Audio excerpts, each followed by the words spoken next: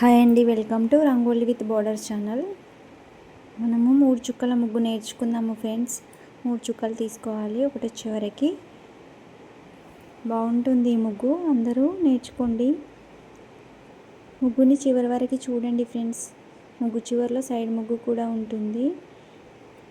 Side ముగ్గుని కూడా నేర్చుకోండి friends. ఈ ముగ్గు చాలా ఈజీగా, చాలా సింపుల్గా ఉంటుంది. ఎవరైనా ఈజీగా వేయచ్చు, అంత బాగుంటుంది ఈ ముగ్గు. తప్పకుండా వీడియోని పూర్తిగా చూసి నేర్చుకోండి.